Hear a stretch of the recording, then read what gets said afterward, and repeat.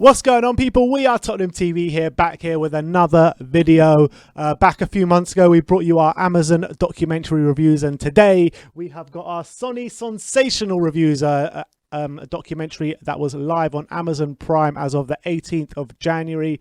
Brilliant documentary on Heung-min Son, the rise and the rise of Heung-min Son. So no fool yet. Exactly, no fool yet. If you haven't seen it, go and check it out on Amazon Prime, because it really is a sensational documentary. It really is. Yeah, it's a really good watch. We'll talk about a few of the elements, so there will be spoilers. Spoiler alert for anyone who hasn't seen Sonsational.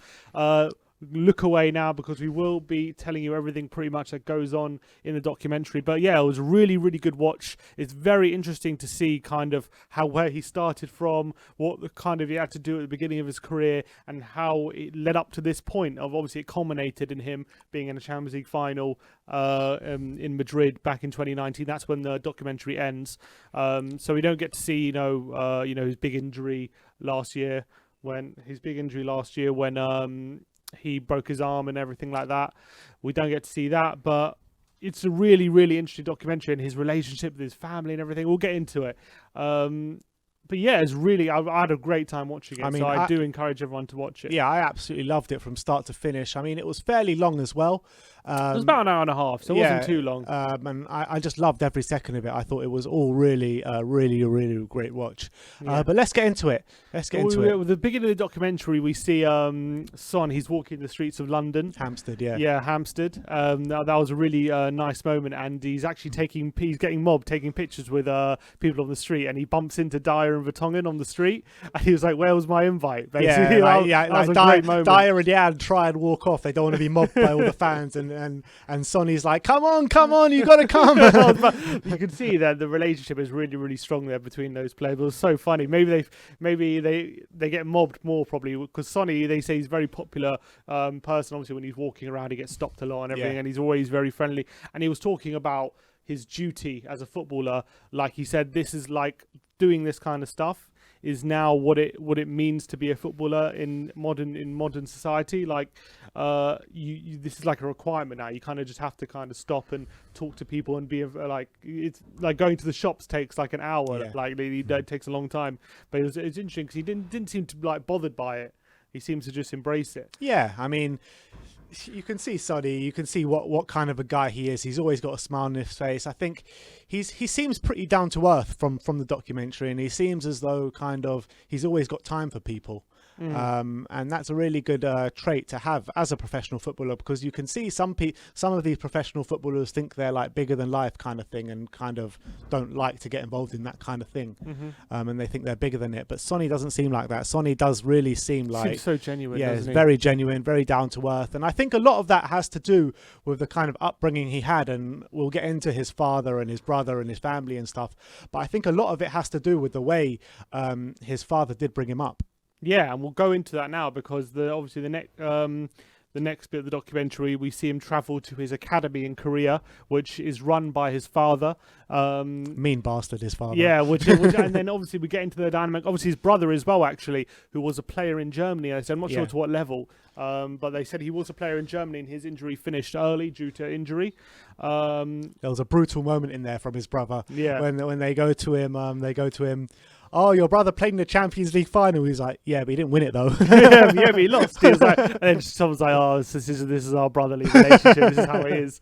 Like nothing's ever good enough. I'm assuming that family, But yeah, look, we get to meet his brother and his father, who run the academy, and obviously all the little kids who've joined there, looking to be the next Sonny, because he is like the big breakthrough player. He's like the man in Korea, and like everyone aspires to be Sonny. You see, he walks in, and they're all like nervous to meet him, and like he's like, they're all starstruck by meeting Heung-min Son. He comes off his helicopter to meet all the players, and we get a taste of what Son's training regime was like back in the day when he was growing up in Korea, when his dad was a footballer, but he said he wasn't a very good footballer when he was growing up. And he said that his son, ever since he was a little boy, he was obsessed with football and always wanted to be a footballer. And he said, and his dad said he didn't want him to be a footballer because he knew how hard it was going to be for him.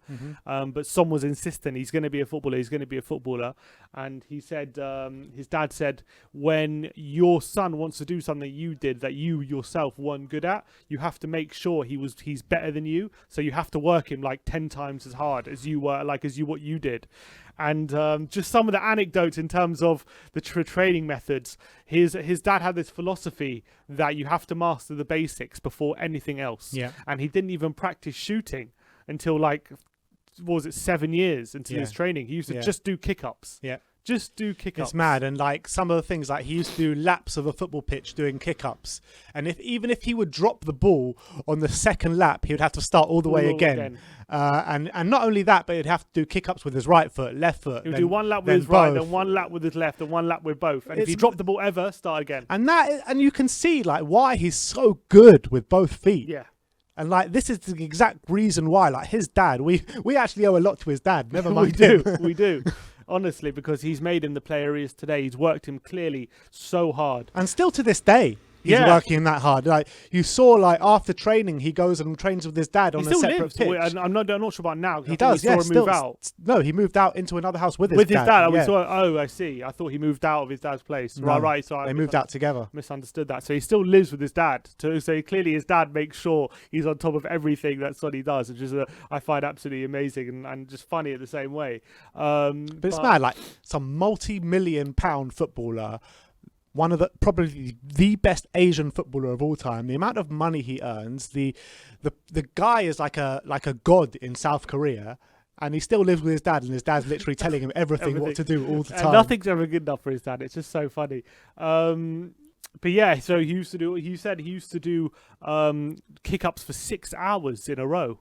6 hours. His dad used to wake him up and do kick-ups. I think he even said 8 hours or something. And then like when he went to the academy, they're like, he asked them how long do you train for, and they're like, 6 hours. And he was like, I used to do like 8 or 9. But I used to get scolded a lot more. They used the word scolded a lot, didn't they? He said his dad used to go if he made a mistake. He used to his son did a great anecdote. He was talking about how before he would do a training task, his dad used to do an example of what we're about to do with him and his brother, and his dad would always screw it up because he was never as good as like them, and like he would always make a mistake, but obviously they can't do anything. And then some would turn to his brother and go, Dad is so lucky. Dad is so lucky. And then his brother, why is he lucky? He doesn't get shouted out whenever he makes a mistake, but whenever we make a mistake, we get absolutely bollocked, basically. We get scolded, he would say. And his relationship with his brother I'd find quite funny and interesting as well. They seem to have their own ways of doing things, and I'm sure like his brother sees Son. I don't know who's the older one. I can't remember who the older one is. The brother's the older one. He's probably the older one. But he's seen Son like eclipse him so much. Yeah. But he was also obviously had varying success. But obviously injury curtailed him. And Son's dad said that's his biggest worry for Son, is that injury would ruin all the progress he's made. And when he moved to Hamburg, that nearly came to the fore. Obviously, it was on his debut. Exactly. So obviously, he gets his move to Hamburg after scouts come and watch him in South Korea because he didn't have the money. His dad didn't have the money to send him to Germany off his own back. So scouts came, and Son was very confident in his own ability. Son was like, look, I'm confident that the scouts are going to pick me, because he thought he was the best player in the kind of academy he was in. And so obviously the scouts come, they pick him, he goes to Hamburg. He gets his debut in a pre-season friendly against Chelsea. 18-year-old kid, scores a brilliant goal. Gets injured in the same game, and he's out for a while. I think he breaks a toe in his foot. He said he's out for 3 months at least. Yeah. So and then Son's dad really fears the worst at that point. Yeah. So, and that was his fear. That was his fear going through, getting injured, and he got injured as an 18-year-old kid. But I actually felt that made him stronger. Yeah, but we're talking about his move from Hamburg. There was a bit in the documentary where he was getting a bit homesick, he said, and he wanted to come back to Korea. And Dad wouldn't let him. his dad was like, "You're not coming back. You're not like we're not having you back in cricket." And like someone's like, "No, please, I'm so homesick. Like I need to come back. I need to just enjoy cricket." So he's like, "All right, come back then." So he came back and he put him on the hardest training regime he could find. You have kick-ups for breakfast, mate. But you're forgetting the bit before that is when he went away with South Korea and it was the first time he ever went away with South Korea, and he ate all the recovery meals without even playing. So he gained loads of weight during that That's time. right. Yeah. And then he his said he put dad on was loads of so angry with him, so embarrassed. He kept repeating how embarrassed he was with Sonny. And Sonny was like, "Come on, I need to go back to South Korea. I'm so homesick." And he was like, No, I'm so embarrassed of you. You're not coming back.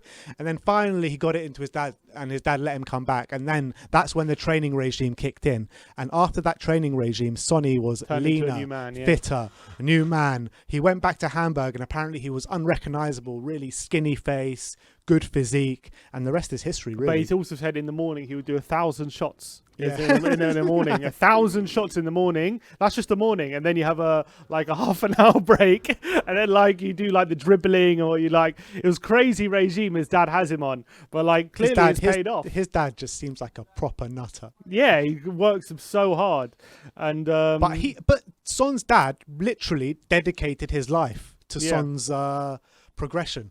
and now he's trying to make the new Son with his academy. Yeah. Which I'm sure Son has helped pay for and everything. But yeah, like he's the dedication to his son to make sure he's the best and and make sure he doesn't falter where he faltered, and make sure that he gets to the pinnacle of his career. And that's exactly where it culminated in the Champions League final. There was a great bit where Son meets Thierry Henry. That was and they have a long chat, and then it was just quite funny because they clearly got there just to have a chat, and then they got that competitive nature about them because they're just two sportsmen who can't resist, and they like just find anything to do with and get a bit competitive. Yeah, just kick your ball into a bin. First of all, they started kick-ups. Like, all right, this is too easy. Henry's like, we're going to be here all day if we do this. So we're like, yeah. They were just doing kick-ups all day, and then we're like, all right, first one to get it in the bin wins. And they put the bin about like 20 yards away, and they're just lobbing it into the bin and seeing who can get it perfectly in. And after a few attempts, Son beats Thierry. And Thierry wasn't having it. He They was had not too happy. They had a about bet it. on dinner as well. That was it. And, Loser pays for dinner. The thing I found funny was when Thierry came in into the training courts. All he could say was like, "Sonny, you're always training. You're always training." And his dad's just probably looking at Thierry like, "What are you on about? Of course he's always training." And one thing that was interesting about Thierry, he was saying how when he was part of that Arsenal squad, he said even after a win, they will just constantly be arguing all the time. They'll always be arguing how to improve things, how to get better. He said we would have the big arguments after a win. Imagine how we would argue after a loss. He said the arguments would be massive, and he maybe was making a point to Sonny is that that's how you have to be as a successful team to remain at the top and compete for big things. I kind of felt Sonny was looking at Henry at that point and being like, "Well, at Spurs we're all like best friends. We don't even argue." Yeah, exactly. And that's what, because there was a lot with Dele Alli, and he had a lot of interviews with, talking about Sonny. And he was saying, how Son is like one of his really good friend. Everyone likes him. He's always smiling and everything. Son was saying Dele's like a child. He's so like innocent and everything, and which you wouldn't think that of Dele, but I don't know. I kind of think that of Dele. Yeah, you would think. But yeah, I don't know. And but they seem to have a really great relationship, don't they, Sonny and Dele, and with the whole squad. He said that Kane lives 2 minutes away from him and picks him up for training sometimes. But yeah, you get that feeling that before Mourinho anyway, we never really had that. We talked about that before, just that real ruthlessness within the squad to call people out and make sure mistakes don't happen and stuff like that. Too much nice guys. Yeah. Exactly. But it just, you can tell. Everyone knew this before the documentary, but you could just tell how much everyone just loves the guy. Just his personality just shines through everyone, doesn't it? Yeah, completely. Then they were talking about how. So obviously he moved to Bayer Leverkusen, and then he wanted to move because he wanted to move to a Champions League club. Well, the actual interesting thing about that was Poch says he tried to sign him at Southampton. That's true. Yeah, Poch he was at the end of Hamburg when he was leaving Poch Hamburg. tried to sign him at Southampton, but he chose to go to Leverkusen because he was dying to play in the Champions League. And then kind of he smashes it out at Leverkusen, and then Poch does get his man finally. Yeah. imagine if you would have gone to Southampton and we might never have seen Poch, we might never have seen Son. It would probably never have happened. But funny how things work out. So he joins Spurs, who were an up-and-coming team under Pochettino at the time. Not in the Champions League, but we had like a scope to improve. And then all of a sudden it's talked about how he just exploded in terms of the Asian market, how Spurs were perceived, how many Korean fans it drew to Tottenham, how he's always mobbed by Korean fans outside the ground. There was a Korean fan talking about how always he gets like thumbs up and smiles and people like celebrating him when he goes to Spurs because he's Korean, and it's like created a new atmosphere there. And how it's just that market is completely exploded since Son came to Spurs, and since he started becoming such a big player for us. Yeah, no, definitely. I mean, it has changed the match going experience as a Spurs fan, because you just see so many South Koreans, and like there's a whole South Korean flags everywhere, and there's like a whole like Sonny vibe around everywhere, isn't there? Yeah, at Spurs these everything. days. Yeah, exactly. Everything surrounding Son. Like Son is like a global superstar now, since he started doing well at Tottenham. And then you saw that chat with his actor friend that came over, the South Korean actor, and he was talking about his first year at Spurs and how difficult it was for him, and how he had to keep the right mindset, and how he was going through a very tough time in that first year, not being played. So that was really interesting to hear as well, wasn't it? Yeah. So one thing he didn't actually touch about in the documentary was how his dad said he should never pretty much have a partner until his career's over, and how he has to use plenty of time after his career to focus on that kind of stuff. But your career's only short, so you have to put all your focus on that now. But he was talking to his friend about how when the game is over, he has that bit of emptiness about feeling, him. yeah. And they didn't touch on it specifically about him not seeing anyone or like being with anyone. But I think that probably plays a part in it, because when he gets home, right, he obviously has that time. He, like his dad said, when he comes home, he leaves him be and has his time to rest in his room alone. And you can see him is just alone.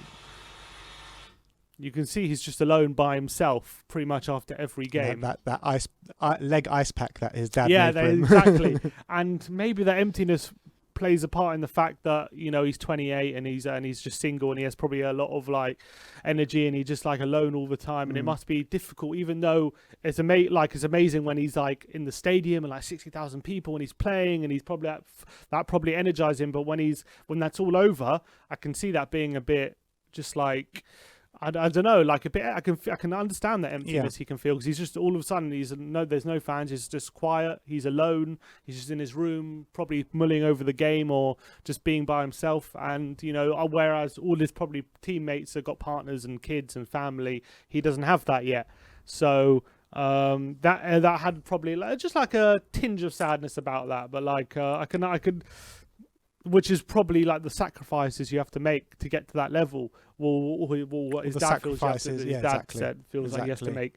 But yeah, I thought that was quite interesting. It was very interesting, and then it kind of moves on to the Champions League run, doesn't it? And then it kind of ends off on that. Yeah. Then obviously, yeah, exactly. So because that is kind of.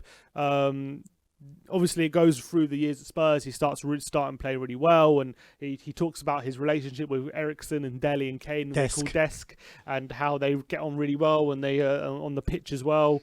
He talks a bit about their relationship. He talks a bit about as well.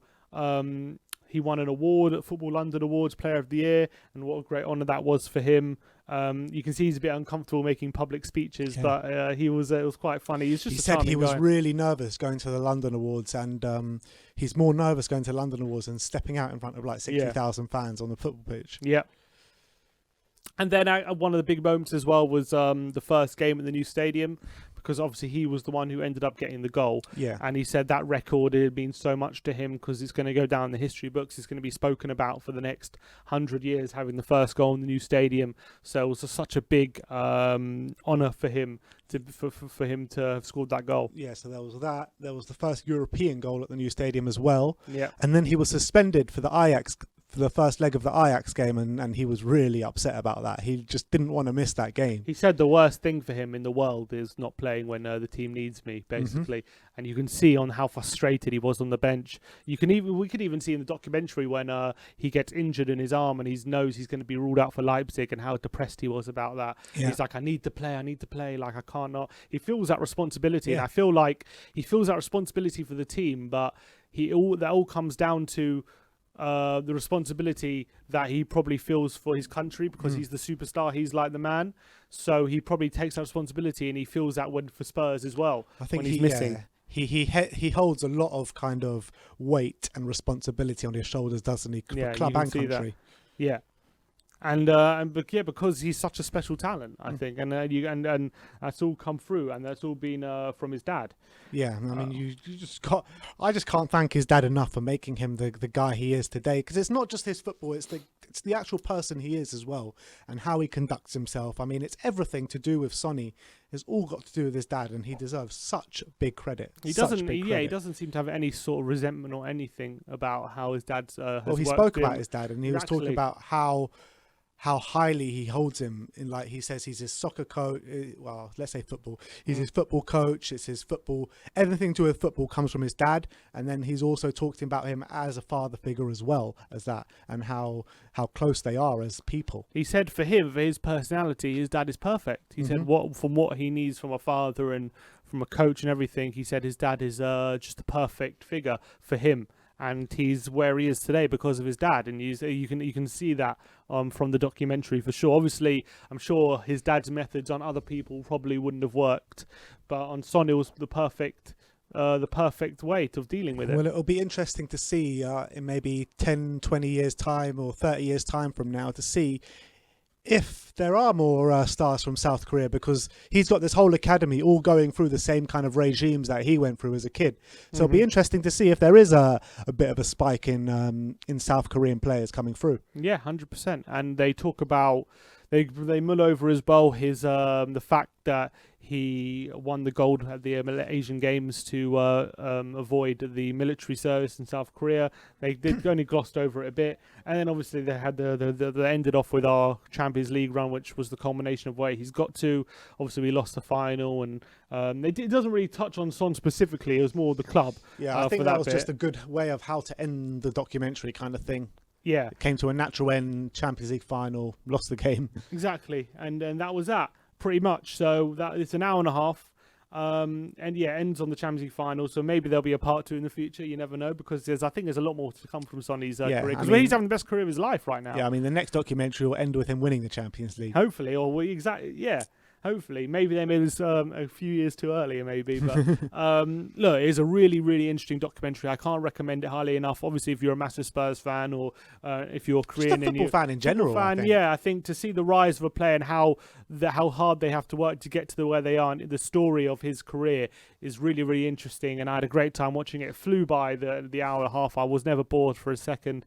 And I can't recommend it highly enough. So go watch it on Amazon Prime. I mean, is there a football fan in this world that doesn't like Heung-min Son? No, definitely not. Be? I don't think there can be. There's no reason to not like Heung-min Son. And you'll love him even more after this. Yeah, exactly. I mean, it's like my brother said, I echo all what he just said. Absolute brilliant watch. So get yourself over to Amazon Prime and check out the Sonsational documentary.